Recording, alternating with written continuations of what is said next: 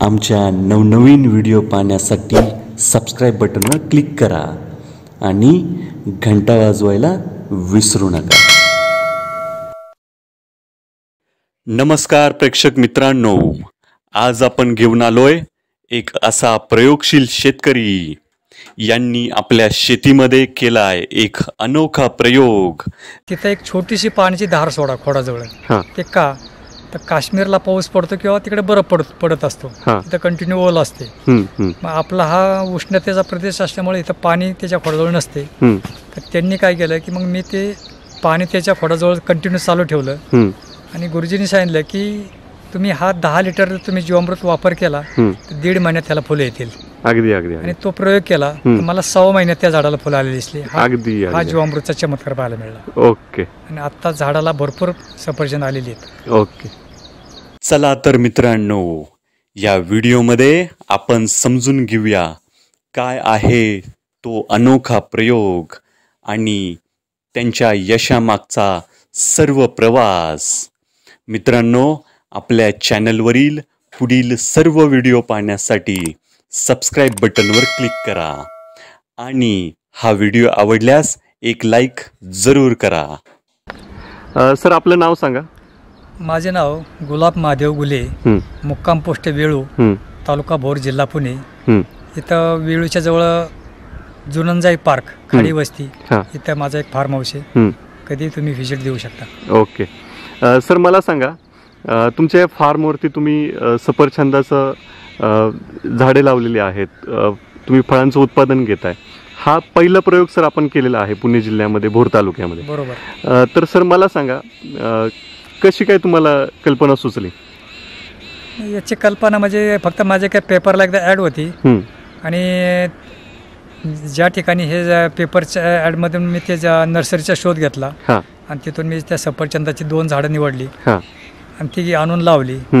येतील नाही येतील हा विषय वेगळा होता, पण आपल्या ह्या साधारण 30-35 डिग्रीमध्ये हे झाड येऊ शकते हे मी आता जीवामृतवर सक्सेस केलेले आहे. Okay okay. आणि लोकांनी आता इतर शेतकऱ्यांनी लावण्यास काही हरकत नाही असा एक त्यांचाच माझा सल्ला आहे त्यांना. अगदी अगदी अगदी अगदी.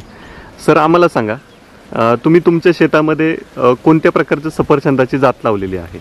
आत्ता माझ्याकडे जे आहे तर हे अमेरिकन ग्रीन ॲपल आहे आणि आत्ता मी हिमाचलवरून मी 10 रुपये लाल सफरचंदाची मागवली. पण त्याच्यामध्ये एक सांगायचा मुद्दा असा आहे की ह्या ग्रीन ॲपलमध्ये व्हिटॅमिन जास्त आहेत. म्हणजे तुम्ही गुलाबी सफरचंद पुण्यामधून विकत घेतला 1 किलो, त्याला तुम्ही 110 रुपये किंवा 120 रुपये किलोने घेता. बरोबर. पण हा साधारण 150 रुपये किलोने जातो. अगदी अगदी. कारण याच्यामध्ये व्हिटॅमिन्स हे जास्त असल्यामुळे हा ग्रीन ॲपल जास्त महाग विकला जातो. अगदी अगदी. सर, आम्हाला सांगा, हे झाड लावण्यापूर्वी तुम्ही जमिनीची कशी मशागत केली, काय केलं? काय नाही, आपल्या साध्या पद्धतीत एक छोटासा खड्डा घेतला, त्या साधारण कंपोस्ट खत टाकलेलं, बाकी दुसरं काही नाही. आणि लावताना थोडं जीवामृत किंवा जीवामृतची स्लरी दिली होती, याच्यापेक्षा दुसरं काहीच केलेलं नाही. अगदी अगदी अगदी. सर, हे जे सफरचंदाचं हे जे फळ आहे, ह्याच्यासाठी हवामान कसं सर सूट होतंय का आपलं भोर तालुक्यातलं, पुणे जिल्ह्यातील भोर? याचं साधारण 35 ते 30 डिग्रीमध्ये आपल्याकडे हे झाड येऊ शकते. त्यात आता मी हिमाचलवरून आता मी लाल कलरच्या सफरचंदाची 10 रुपये मागवलीत कुरिअरनी. त्याची मी आता लागवड केलेली आहे. आता हे तुम्ही समोरचे सफरचंद पाहताय ते हे सफरचंद अमेरिकन ग्रीन ॲपल आहे. आणि आता जे मी लावल्यात ते तुमचं लाल कलरचं सफरचंद हिमाचलचं, आता ती आपण लावलेली आहेत. ओके. ते साधारण 35 ते 40 डिग्री 35 डिग्रीमध्ये आपल्या पश्चिम महाराष्ट्रात येऊ शकतात. हार्मन 99. ओके. सर, या फळावरती किंवा या झाडावरती काही रोगराई वगैरे तुम्हाला असं दिसून आले का की रोगराई येते किंवा कीटक त्याच्यावरती येत आहेत फळावरती, असं काय जाणवलं का? या झाडाला शक्यतो आपल्याकडे त्या रोगराई कुठली दिसत नाही, पण याच्या फुला परागीकरणासाठी शक्यतो आम्ही जीवामृतची फवारणी करत असतो किंवा आंबट ताक आणि गुळाचं पाणी हे मिक्स करून त्याची फवारणी करतो. त्यामुळे आंबट ताकामुळे काय होते की आंबट ताक हे तुमचं बुरशीनाशक आहे आणि त्याच्यामध्ये गुळाचं पाणी किंवा काकवी का घालायची असते की ते गुळाच्या पाण्यामुळे मधमाशी परागीकरणासाठी येते. याचा वापर केला तर त्या झाडाला फुले भरपूर प्रमाणात येतात. आणि जीवामृत आणि आंबट ताक ह्या दोन्हीच्या फवारणी व्यतिरिक्त आपण कुठली फवारणी करत नाही. ओके.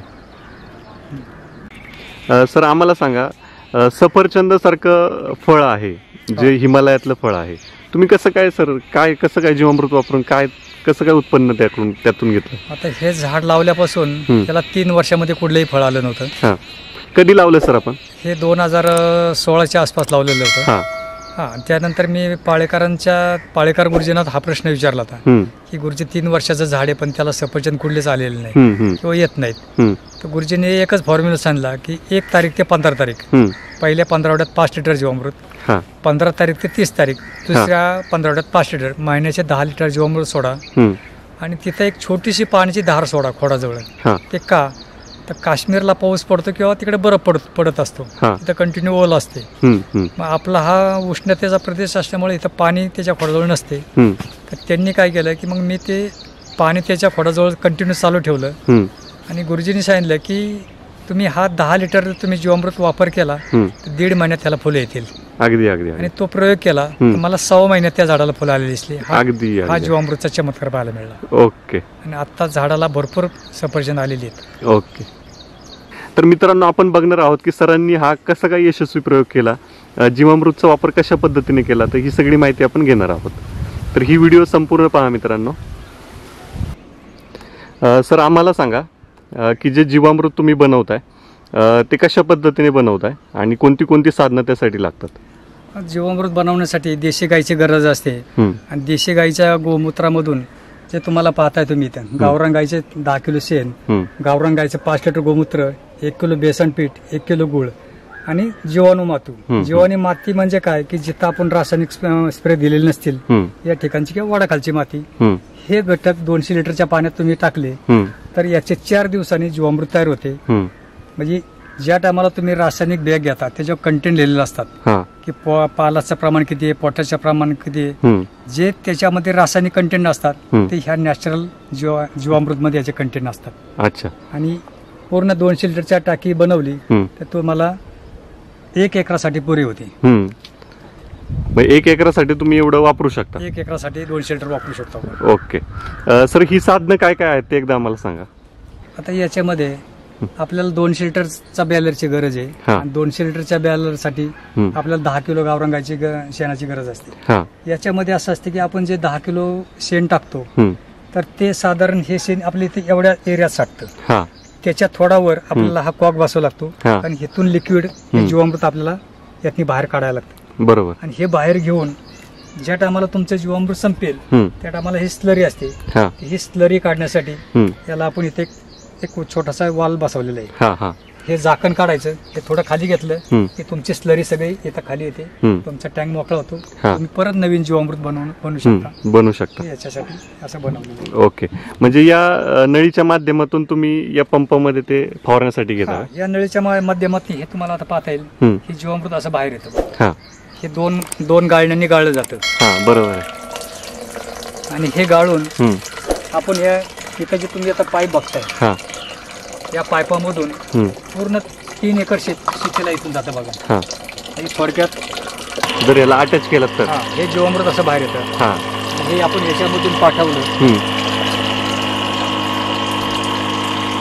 अच्छा. पूर्ण आपलं हे जीवामृत 3 एकर शेतीला इथून. ओके. म्हणजे हे ड्रीप मधून तुम्ही सप्लाय करता? अगदी 100% ड्रीप मधून सप्लाय करतात. अच्छा. सर हे जे फळ आहे हे तुम्ही उत्पादन त्याचं घेतलंय, काय समस्या वगैरे येतात का तुम्हाला? म्हणजे सुरुवातीला हे लावल्यानंतर काय जाणवलं? सुरुवातीला थोडा क्लायमेटचा प्रॉब्लेम येतोय. थोडा ढगाळ हवामान असल्यामुळे किंवा वाऱ्याचं प्रमाण जास्त असतं, कारण हे फळ देठाला खूप हलकं असतं, त्याला वारा सहन होत नाही आणि ती फळांची गळ जास्त होते. त्यामुळे फक्त वाऱ्याच्या प्रॉब्लेममुळेच त्याची आपल्या इकडे अडचणी आहे. आता त्याचं उत्पादन चांगलं येते. मग ओके. सर याची छाटणी तुम्ही कशा पद्धतीने केली पाहिजे असं तुम्हाला वाटतं? किती दिवसांनी केली पाहिजे? छाटणी वर्षातनी एकदा तरी करावीच लागते. पूर्ण छत्रीचा आकार त्याला द्यावा लागतो. पण आता मी सध्या छाटणी का केली नाही की माझ्या शेतावर ते झाड पाहायला खूप लांबून लोक येतात आणि छाटणी केली तर मग त्याला फळ यायला बराच कालावधी लागतो. त्यामुळे मग लोक आल्यानंतर त्यांना का आपण काय दाखवायचं याच्यासाठी मी त्या झाडांची छाटणी केलीच नाही. वर्षभर आपल्याला त्या झाडाला फळ आलेले दिसतात. ओके. आता किती उंची सर आपल्या झाडाची? साधारण 30 फुटापेक्षा जास्त उंची आहे त्या झाडाची. 30 फुटापेक्षा जास्त आहे. फळाचं उत्पादन सुद्धा चांगलं झालं? चांगले. ओके. सर मला सांगा, हे जो आपला पुणे जिल्ह्यातील हा भोर तालुका आहे, या ठिकाणी याची शेती होऊ शकते का सफरचंदाची? अगदी 100%. आता सध्या तुम्ही पाहू शकता की आता गोड नदी शिरूरला एका शेतकऱ्याने साधारण 200-300 झाडं लावलेली आहेत. आता तो उत्पादन सुद्धा घेऊ शकते. तर आपल्या तर भागात 100% येऊ शकेल आणि शेतकऱ्यांनी प्रयोग करायला काही हरकत नाही. कारण ह्या फळांचं आता हर्मन 99 ही व्हरायटी साधारण 35 डिग्री मध्ये आपल्याकडे पश्चिम महाराष्ट्रात येऊ शकते. ते लावण्यास काही हरकत नाही. ओके सर, आम्हाला सांगा सफरचंदाचे ही जी रोपं आहेत, जर कोणत्या शेतकऱ्यांना लावायची असतील तर याचं रोप कुठे अवेलेबल होतं? आता हर्मन 99 हे आतल्या 35 डिग्री सेंटीग्रेडला आपल्या येणारं जे लाल कलरचं सफरचंद आहे, तर ह्या रोपांची आता तुम्हाला वाघापूर शिंगापूर पुरंदर तालुक्यातलं शिंगापूर म्हणून गाव आहे, तिथे एक हायटेक नर्सरी आहे. त्या हायटेक नर्सरीमध्ये आता तिथं आपल्याला रोपं मिळू शकतील. किंवा आता माझ्याकडं अमेरिकन ग्रीन ॲपल आहे, तर मी ह्या वर्षापासून त्या झाडापासून कलमी तयार करण्याचा माझा प्लॅन चाललाय.